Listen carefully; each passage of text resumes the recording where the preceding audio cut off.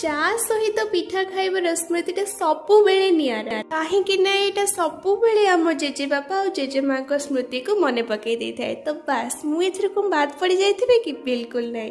ଛୋଟବେଳର କଥା, ଜେଜେ ଯେତେବେଳେ ଚା ସହିତ ପିଠା ଖାଆନ୍ତି ତାଙ୍କଠୁ ଦେଖିକି ମୋର ଭାରି ଆଶା ହୁଏ କି ମୁଁ ଚା ସହିତ ପିଠା ଖାଇବି। ତାପରେ ମମି ମୋ ପାଇଁକା ସରୁ ସରୁ ଚକୁଳି ସହିତ ଗରମ ଗରମ ଚାକୁ ଆଣି ଦେଇଦିଏ ଆଉ ସେଇଟା ମୋର ସକାଳର ଗୋଟେ ସବୁଠୁ ଅଧିକ ଫେଭରେଟ୍ ବ୍ରେକଫାଷ୍ଟରେ ଯାଇଥାଏ। ଆଉ କାହାକୁ କାହାକୁ ମୋ ଭଳିଆ ଏମିତି ଚା ସହିତ ଚକୁଳି ପସନ୍ଦ ନିଶ୍ଚୟ କମେଣ୍ଟରେ ଜଣେଇବେ। ଆଉ ହଁ, ଆମେ ଓଡ଼ିଆ ଏସବୁ ଖାଇବାରେ ଆମେ ଲାଜ କାହିଁ କରିବା। ଏବେ ଆଜି ସକାଳର ବ୍ରେକଫାଷ୍ଟ ଥିଲା ଗରମ ଗରମ ସରୁ ଚକୁଳି ସାଙ୍ଗକୁ କ୍ଷୀର ଦିଆ ଚା। ତ ଖାଇକି ଛୋଟବେଳର ସ୍ମୃତିକୁ ମୁଁ ବେଶ ମନେ ପକାଇଥିଲି।